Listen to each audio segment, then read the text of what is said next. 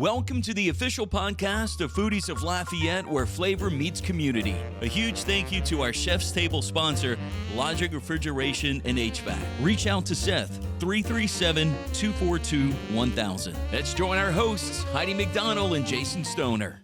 Hey y'all, Heidi McDonald, founder of Foodies of Lafayette. I'm here today.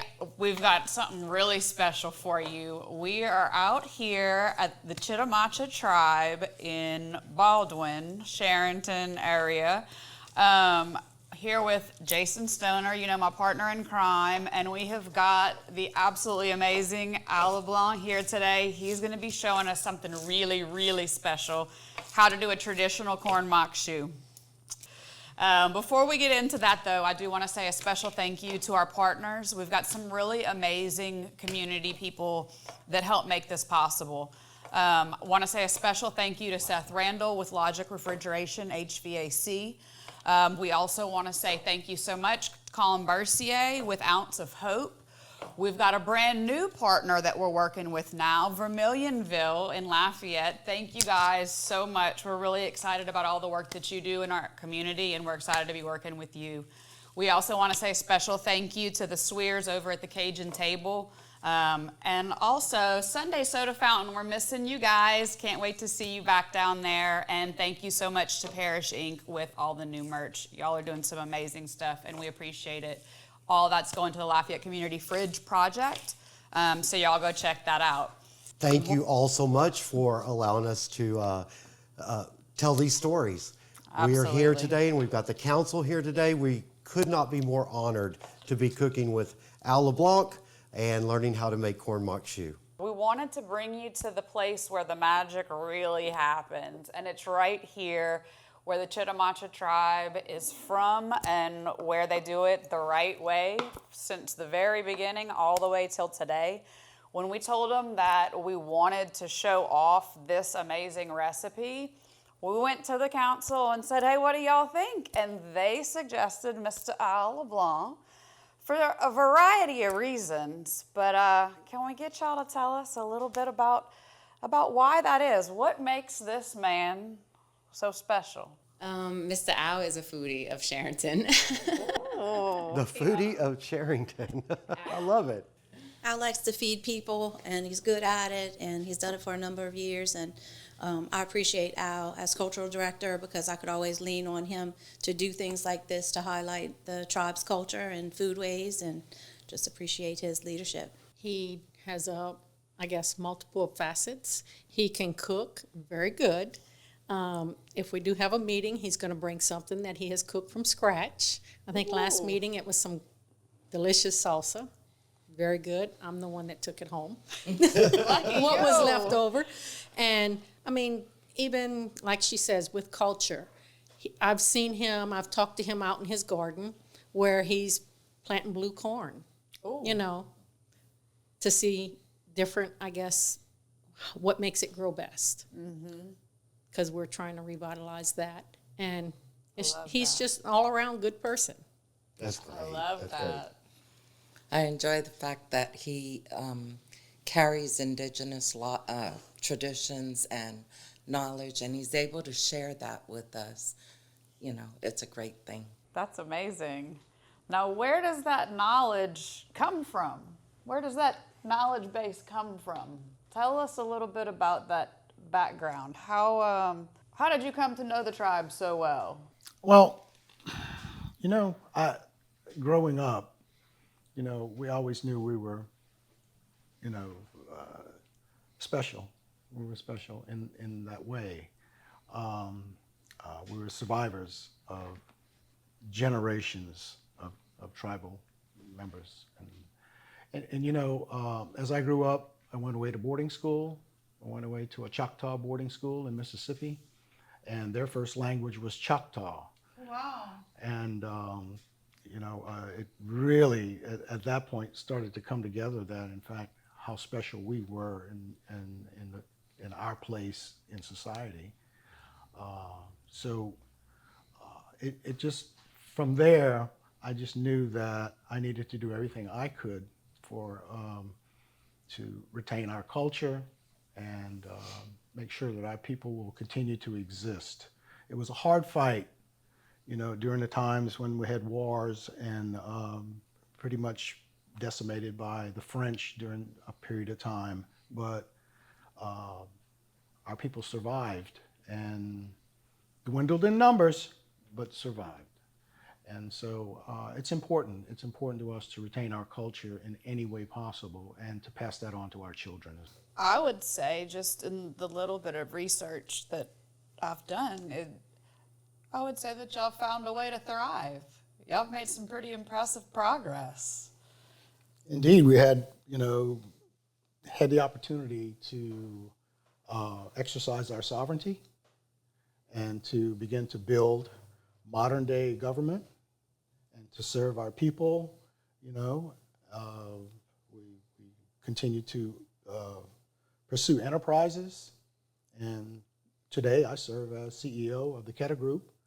And of course, I think everyone's pretty familiar with Cypress Bayou Casino. Absolutely. It certainly helped us vault into the next phase of development. And so we continue to take advantage of every opportunity. And so we're here today, and we can exercise our past. Absolutely. We can look into the future as well. I love that. Yeah. I love that. We talk a lot about that on the podcast, surprisingly. I thought it would be more about food, but oftentimes it is about maximizing opportunities and instead of seeing something as a limitation or as a roadblock, seeing as a way to improve and grow. I love that. I love that you've done Absolutely. We are so excited to be here and see how this is done. When I shuck my corn, it's a little different because I like to cut the bottom end off and cut the top. And as you cut the top, you're grabbing these hairs, and you see it makes it a lot easier to pull all the hair out. So quick. So that's a new trick. Right. I did not know that. Note to self. Cut that bottom, cut the top, and you grab a little bit on an angle right there, and you pull that down. And using your knife is better than using your fingers on this if you can help it. You just pull it down. Now, is there anything those strings are actually good for? Trash can. All right. Well, I figured you would be the one to know if it was possible, but that just showed me. So much for that. That just showed me exactly how sharp that knife is because I normally cut that off with a cleaver. So yeah, that went through it really nicely. Again, bottom. You make that look so easy. Pull it down. Grab a little angle on it. Pull it down. Grab a little angle. Pull it down. Wow. My gosh. The old way was to just shuck the corn and then do this with your hand and that kind of thing. I found a better way. And maybe there's a better way than this.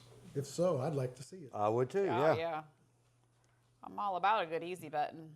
That is great. There you are. So what's next, Al? When I go to cut this corn, I always remember to cut it in layers. So I take that top layer off, just take that top layer off just ever so slightly. Go all the way around. Just the top. No more than an 1/8 inch. Just keep going around. Want to get it around. Then I take the next cut, which is toward the cob, but not into the cob. Oh, wow. All that good part. Now, why layer it like that? It releases the milk, for one thing. You don't want to eat corn that's got whole kernels of corn. It releases the milk and to help caramelize your corn when you start cooking it. The sugars, yeah, okay. Now, the amazing lady, Miss Mary Pete, that taught me how to make corn maque choux, mentioned that by milking it that way, it helps make the maque choux a little creamier. Absolutely. Okay. The cream comes out of that corn. It caramelizes. And, of course, the onions is going to do its job as well. What kind of corn are you using here today? This is bicolor corn, and it's amazing for this time of year. Normally, it's not so great in going into winter, but this one's exceptional, and I've already cooked some of this week, and in fact, it's sweeter than normal. It's milkier than normal, so we're blessed. How many cobs do we have here? That's 24. 24 cob, okay. And about how many servings is that going to make once it cooks down? That's going to probably make about 12 to 16. Okay. So we've got fresh corn, we've got fresh onions. What else is going to be going in there?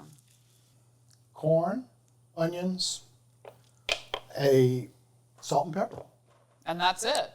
You put oil in your pan, heat the oil, and when you put it in the pan with hot oil, I turn it to a medium to low heat, and it cooks itself. Well, I can't wait to see In that. about 45 minutes. In about 45 minutes. Okay. It really does sound like the secret here is in the way that you're prepping the corn. Now, what was the origin here with this recipe? Do you know?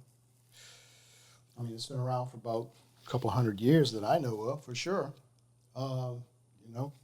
It's a traditional corn dish of our people. And where'd you learn how to make it?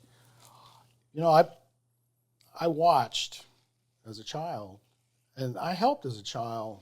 I had an uncle, a great uncle, that was farming, and during corn season, he would show up at my grandmother's house, his sister, and with a truckload of corn in the summertime, in the heat of the summer, and we had to shuck the corn and then parboil the corn to set the milk, then cut the corn off the cob, and then it would go into the freezer after that.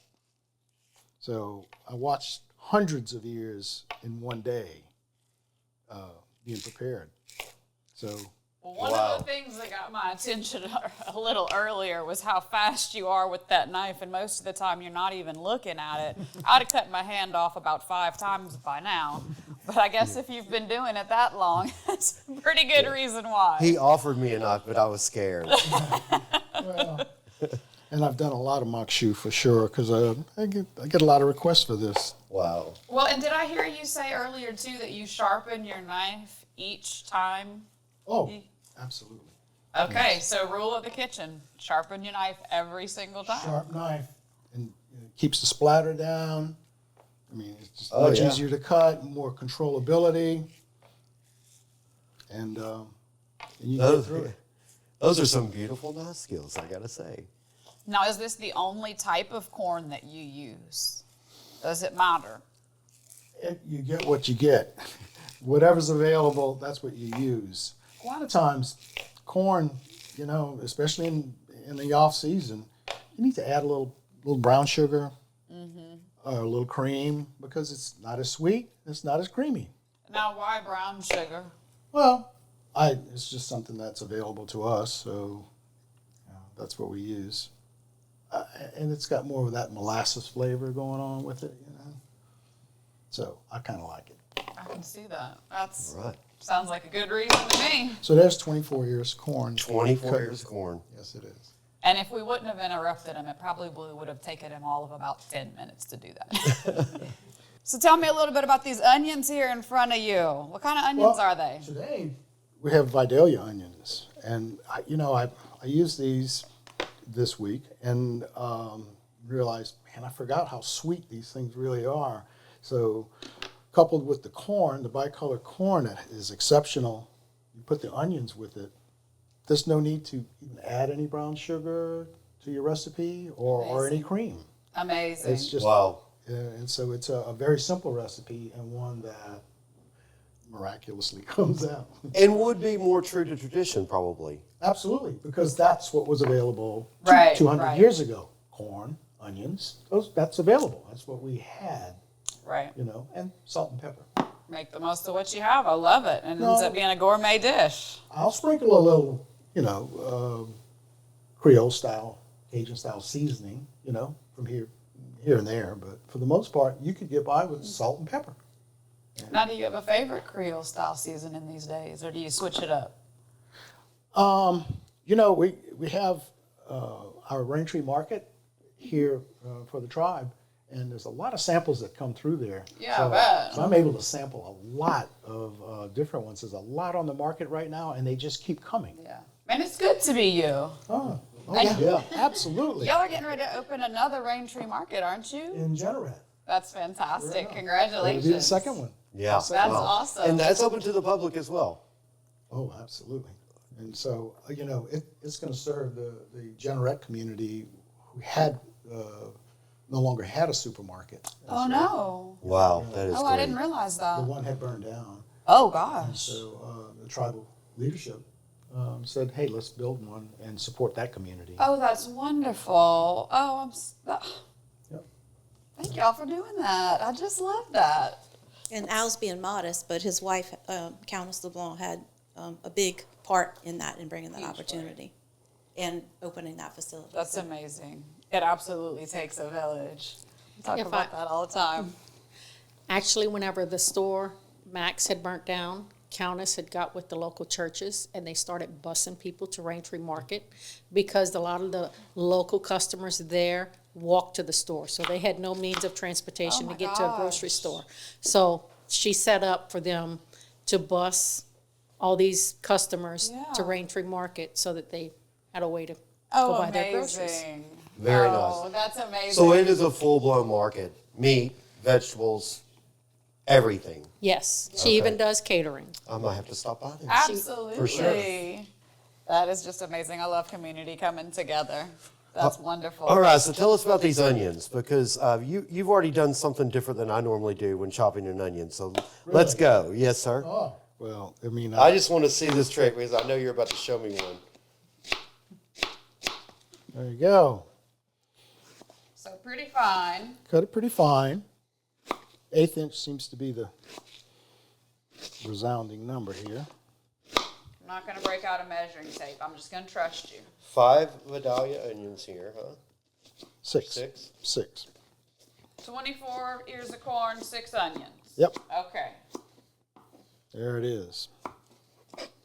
Beautiful. And, you know, I think you can never use too much onion. I feel that way about garlic. About garlic, yeah. If a recipe says 1 clove of garlic, I'm like, oh, they don't know how to cook. Oh, no. That was just a hint. Well, that sure looks beautiful. Yeah. So pretty fine, so it's going to cook down, caramelize with Yep. that corn. It's going to caramelize at the same rate as the corn, by the way. So, I mean, you can Oh, just interesting. put it in at the same time, mix it up, put it in your hot grease. Well, that's a little And that science makes experiment sense I wouldn't because expect it. if you've ever caramelized onions, it's not a fast process. It is a slow process to do it right. So I get that. I'd like to take this time to introduce you to the Tribal Council of the Chitimacha Tribe of Louisiana. We've got most of them here with us today. Unfortunately, we're missing one, Miss Kristen Jones. But we're going to take this time to let everyone else introduce themselves and a little bit about what they do here. They're all pretty amazing. It's really special that they've got the first all-female council. So, without further ado, ladies. Hi, I'm Melissa Darden. I'm the tribal chairman for the Chitimacha tribe. I am in my 5th term now. I'm also one of the basket weavers for the tribe, one of the remaining basket weavers. There's only 4 left, right? We have 6 basket weavers. I'd like to say some of them do more contemporary work than traditional work. And everything we have, all the basket designs come from something in nature. Beautiful. You know, every design has a name and it came from something in nature. Although I guess everything is traditional as far as the way I do things. Beautiful. I love that. And I'm being chairman, it, I guess, is a very large responsibility. My family tend to be put on the sidelines many times. It's like the tribe comes first. but they know it's something that I have a passion for, Sure. and I've always had that passion.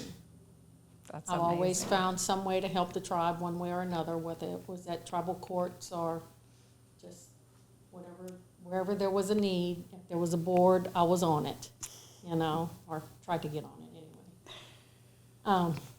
But the tribal chairman, the position they hold is more of one like a CEO. Okay. So they have many different facets. They're over many things and juggle a lot of things daily. Sounds like a lot. I hope It you've is. got a lot of help. Who I do do you get have help. to help you? I have my vice chairman. When I'm not there, she gets to pick up my slack. So if I have something that I have to go, I'm not available for, she has to go handle it for me, and that's Miss Melinda. Miss Melinda. Hi, thank you for having me. I'm Melinda Buto, Vice Chairman of the Chitimacha tribe, and I also do advocacy work through the Institute for Indian Development, Inc. Amazing. Thank you so much for being here. Thank you. Who do we have here? Ashna, Kimberly Walden. I am the Secretary Treasurer for the Tribal Council. I'm also the Cultural Director and Tribal Historic Preservation Officer. So my department has grown over the 30 years that I've been working with the tribe. We do food sovereignty or security work, preservation of natural resources, water quality work, fisheries work, language preservation, supervise multiple language instructors. We've successfully brought our language back from what was determined by linguists to be extinct. So we also were able to secure Rosetta Stone software, and so now our tribal members can have their own Rosetta Stone account and learn Chitimacha anywhere they live for any enrolled tribal amazing. member. That's Thank you. amazing. Oh, yeah. Hi, Scholar. Hey, I'm Skylar Hebert. I am a councilman on the Chitimacha Tribal Council. I'm also a cosmetologist for 20 years, and I like to serve my community. And I have served my community for the last 8 years on some board or another. I don't know if you guys noticed, but these ladies are really good at taking care of each other and taking care of the community. It really does take a village. And so we're going to hang out here a little bit longer with the tribe and see if we can learn a couple more cooking secrets and maybe a little bit more about how to take good care of each other. All right, so we're here and we're ready to start cooking this. We've got our onions, our corn, a little bit of seasoning, a little bit of pepper, and Al's going to show us how to cook this down and make it delicious corn maque choux. He's got a little onion in. He's going in with the corn. Look at that beautiful corn. Wow.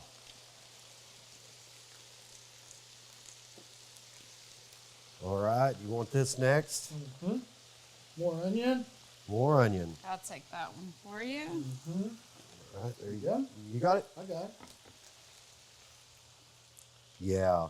Oh, that looks so So good. very simple ingredients that makes this, it's just a dynamic dish. When it's done, it's just amazing flavor. Now, what do you got the heat on? Kind of low? That's kind of medium heat. Okay. You can see we're cooking on a burner today, but this can also be cooked on the stove. Yes. Much smaller batch. Yeah, this is 24 years, where I think the recipe in the cookbook, in my wife's cookbook, is 9 years, which Okay. is pretty much where you want to be for a family dinner. Tell us a little bit about that cookbook. Oh, it's Food Frenzy. Food Frenzy. Food Frenzy. That's my wife's cookbook. It's she used to run Catering by Countess. Okay. And there was a period of time where she gave up the catering and said, I'm going to downsize all my recipes. And we happened to be in Texas at the time. And she had enough time to downsize and do test kitchen Oh, wow. and do a test kitchen again and get it just right. So all the recipes are proven recipes, family level. So where can Oh, we get that's a copy great. of this cookbook? It's over at Raintree Market. Okay. Okay. We're gonna have to make a stop. Raintree Market. One more reason. We might make a stop right after here. I was just thinking that. After I stop by Cypress Bayou and play $20 in the machine. That's the cost of a cookbook. Oh, well then. Well, I tell you, it's my dad's birthday, and he's no longer with us, but one of the things we had in common was a casino. Everywhere I lived, there was always a casino, and that was something I did with him. And so to celebrate his birthday, I told her, I said, I need to drop by and drop $20 in a machine today. Hopefully just, yeah. You guys flip the switch for me and make me win. Just consider it a scholarship donation. Right? Yes, a scholarship donation. So what is this? This is the Cajun table seasoning. They're one of our partners. And when you said you used just a Cajun seasoning, I was like, hey, let's just use A really, really the good Cajun one. table. Excellent. And this is what they use in their restaurant too. Okay. Yeah. Now you can get it at local grocery stores. Really? But It's they, on the shelf. it is. Yeah. It is. And they're well loved in the area. They throw down Cajun really well. You will not leave hungry. So I do this by eye. That's about the what I love. Season to taste, huh? Season to taste. I love it. Add a little black pepper. on Black top of pepper that. just goes with corn. Okay, Yep. I agree. And white pepper does too, but I don't want to overdo it. You know? Yeah, I There's absolutely probably agree. some white pepper in that Cajun table. Now, do you typically add any extra salt? No, No. Okay. that takes its place right there. I got you. That's it. Okay, so this That's is it. what That's we're all doing. that's going in there. We All stir it right. around. And we're going to cook this down for how long? I'm going to stir it around. It just sort of cooks itself, but I would say in the next 45 minutes, absolute. Now you can crank that up if you want to stir and stir and stir and make that happen in Oh, nobody wants 30 to minutes. do that. Oh, yeah. Oh, that smell. beautiful. This kitchen hasn't smelled this good since yesterday, huh? Oh, yeah. That looks it's so simple and so fantastic. And P.S., y'all, if y'all haven't looked around yet, when you get a minute, put this video on slow motion and check out how amazing this kitchen is. It's pretty fantastic. It is fantastic. All right, we're going to let that go, I guess, a little Yep, bit, huh? yep. All right. So good. It'll come around. It's going to cook down the water, and you can start to see it kind of separate a little bit and shrink down. And then it's going to start to brown on the bottom just a little bit, start to stick. You take that gras doux and you kind of scrape it around, That's the good part. and it should be done. It'll be caramelized and spicy and sweet. Love it. Awesome. I'd like to take a moment to mention Logic Refrigeration HVAC. They are our Chef's Table sponsor and do wonders in our community with the community fridge, but also manage maintenance programs and refrigeration and HVAC and installations for restaurants. They are very good at what they do. If you're a restaurant and you need refrigeration, HVAC services, or even equipment repair or maintenance, margarita machines, then contact Logic and Seth Randall will hook you up.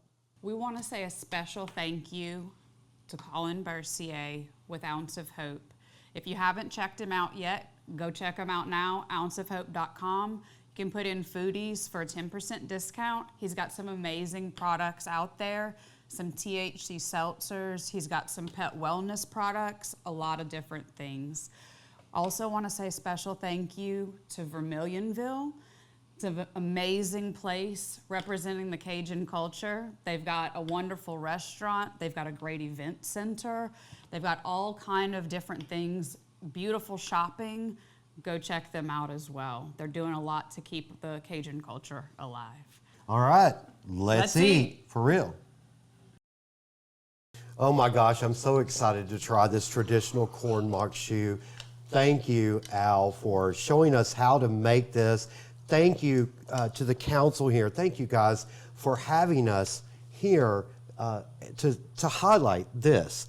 And we're so honored, and it's been just a lot of fun. So thank you. I'm going to give this a try now. Thank you for sharing. This is Oh my not, goodness, I have never had corn maque choux like this. so good. This is the only corn maque choux in my future. It's the original. It's perfect. It's sweet. Excellent job. Thank you. It only costs a little more to go first class. That's true. Kim, how can we find out more? If you want to learn more about the Chitimacha tribe of Louisiana, you can come visit us at the Chitimacha Museum on the Chitimacha Reservation. It's free admission.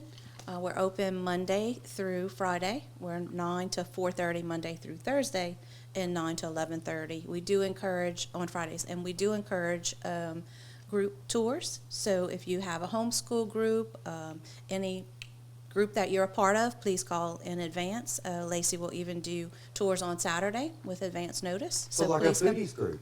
Foodies group, yes. You guys come on and visit the museum, and you'll be able to experience a walkthrough time in Chitimacha history. And we have lots of documentaries and exhibits and more baskets. And also, you can go to www.chitimacha.gov, not .com. We're government. So go there. There are more recipes and more information about the tribe. So Oh, happy more to- recipes. Thank you. Stay tuned, y'all. And when you come visit us at the museum, you can also stop at Cypress Bayou Casino and stop at Raintree Market. Absolutely. Thank y'all so much for being here. This is amazing. Thank you. Make sure to subscribe on Apple, Spotify, or YouTube. And thanks again to our Chef's Table sponsor, Logic Refrigeration and HVAC. You can learn more at getlogicservice.com. If you have a restaurant, commercial business, Seth can take care of you. Give him a call, 337-242-1000. Until next time, let's eat.